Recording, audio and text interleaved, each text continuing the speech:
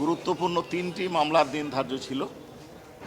একটি মামলায় সাবেক সাবেক সরকারের উপদেষ্টা সালমান ফজলুর রহমান এবং আইনমন্ত্রী আনিসুল হক তাদের বিরুদ্ধে অভিযোগ গঠনের আদেশের দিন ধার্য ছিল। অনারেবল ট্রাইব্যুনাল তাদের ডিসচার্জ অ্যাপ্লিকেশন নাকচ করেছেন এবং চার্জ গঠন করেছেন। চার্জ গঠনের তাদের বিরুদ্ধে মূল অভিযোগ যে বর্ণনা যেভাবে আসছে সেটা হচ্ছে যে তারা কারফিউ হত্যা জারির ষড়যন্ত্র করে হত্যাকাণ্ডের নির্দেশ দিয়েছেন, পরিকল্পনা করেছেন এবং উস্কানি দিয়েছেন, যার টেলিফোনিক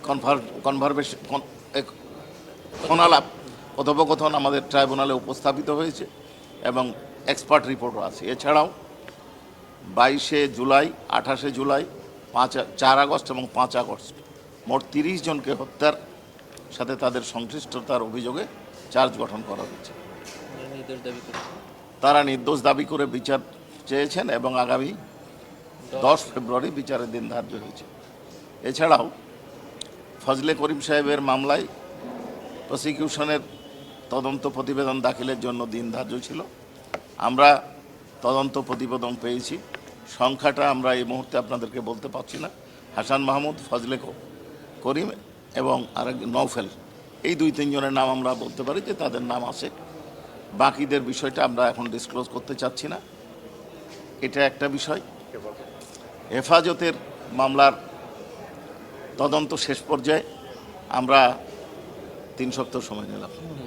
3 সপ্তাহ সময় নিয়েছি। আশা করছি পরবর্তী ধার্য তারিখের আগেই ফর্মাল চার্জ দাখিল করতে পারবো। এছাড়াও আরেকটি বিষয় ফজলে করিম সাহেবের লানেট লয়ার উপস্থাপন করেছিলেন যে ভয়ভীতি দেখানো হচ্ছে, তারা নিরাপত্তাহীনতায় ভুগছেন, বিষয়টা উপস্থাপন করেছিলেন। এটা খুব দুঃখজনক যে একটা সামাজিক অনুষ্ঠানে যদি কোনো পক্ষ, উভয় পক্ষ লয়ার, আপনারা জানেন আসামি পক্ষের এবং প্রসিকিউশনের পক্ষের লয়ার কোনো সামাজিক অনুষ্ঠানে একত্রিত হয়, সেইটাকে যোগসাজশ বলে প্রচার করা, এটা অত্যন্ত দুঃখজনক। এবং এই বিষয়সহ আরও অন্যান্য বিষয় অনারেবল ট্রাইব্যুনালের দৃষ্টি আকর্ষণ করা হলে তাদের নাম ঠিকানা সরবরাহের জন্য অনারেবল ট্রাইব্যুনাল বলেছেন। নাম ঠিকানা সরবরাহ করলে নথি বিশ্লেষণ করে অনারেবল ট্রাইব্যুনাল তাদের বিরুদ্ধে কোনো ব্যবস্থা নেওয়া যায় কিনা সেই সিদ্ধান্ত নেবেন। জি, আপনাদেরকে ধন্যবাদ।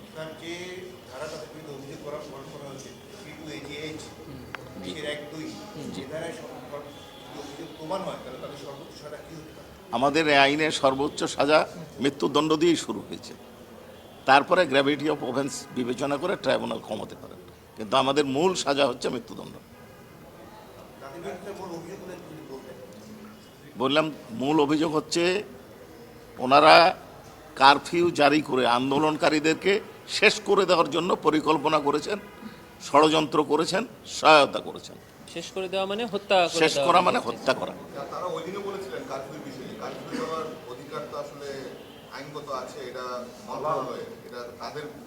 এই ক্ষেত্রে আমরা আপনাদেরকে বারবার বলি, আগেও বলেছি, আইনগতভাবে যদি বিষয়গুলো চলতো, পরিচালিত হতো, তাহলে 1400 লোককে হত্যাকাণ্ডের শিকার হতে হতো না, 25,000-এরও বেশি লোককে আহত, গুরুতর জখমের শিকার হতে হতো না, কারো 2 চক্ষু নষ্ট হতে হতো না। আইনগতভাবে চলেনি, তারা চালাতে দেয়নি, তারা আইনের ব্যত্যয় ঘটিয়ে এ ধরনের অপরাধ এবং অপকর্ম সংগঠন করেছে। তারা নির্দোষ দাবি করেছেন, ন্যায় বিচার দাবি করেছেন। আজকে এই দুটোর বাইরে কোনো কথা বলেননি।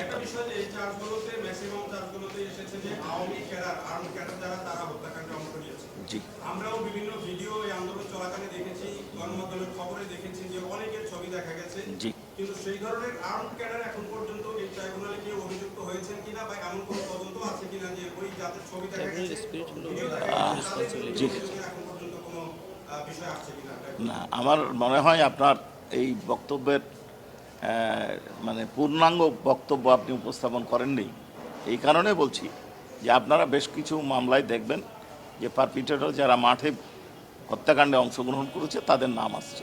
তবে অপরাধ ট্রাইব্যুনাল, আন্তর্জাতিক মানবতা বিরোধী অপরাধের যে ট্রাইব্যুনাল, জেনারেলি কমান্ড রেসপন্সিবিলিটির অভিযোগে যাদের বিরুদ্ধে থাকে তাদের মামলা করে, কিন্তু তার অর্থ এই নয় যে অন্যদের মামলা করা যাবে না। এখানে অনারেবল এই যে আন্তর্জাতিক অপরাধ ট্রাইব্যুনাল 1973-এর যে বিধান, সেই বিধান অনুযায়ী লানের চিফ প্রসিকিউটর গত 18টি তার ক্ষমতা আছে একটা মামলায় স্প্লিট আপ করে 3 জনকে একটা ঘটনাতে 100টা যদি আসামি হয় 100টা বিচার করতে পারে, আবার 5টা ঘটনাকে একত্রে নিয়ে একটা বিচার করতে পারে।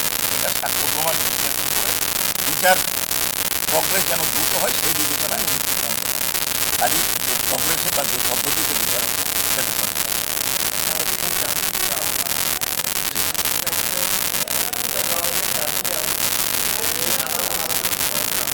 জি দেখেন, কোনো মানুষই সমালোচনার ঊর্ধ্বে নয়, দায়বদ্ধতার ঊর্ধ্বে নয়, কৈফতের ঊর্ধ্বে নয়।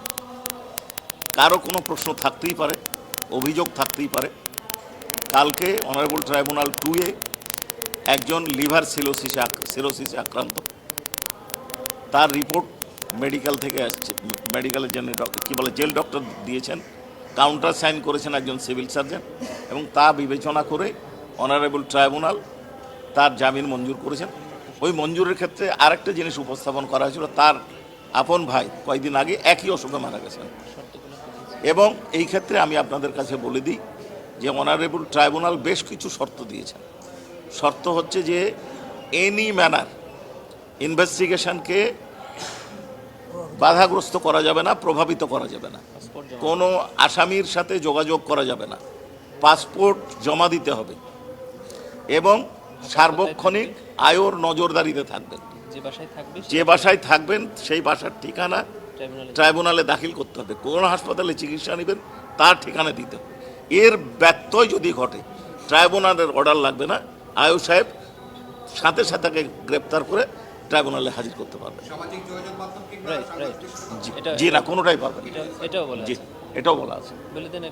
জি, সামাজিক যোগাযোগ মাধ্যম এ কথা বলতে পারবেন না, সাংবাদিকদের সাথে কথা বলতে পারবেন না, কোনো কমেন্ট করতে পারবেন না, এই হচ্ছে বিষয়। জি, থ্যাংক ইউ।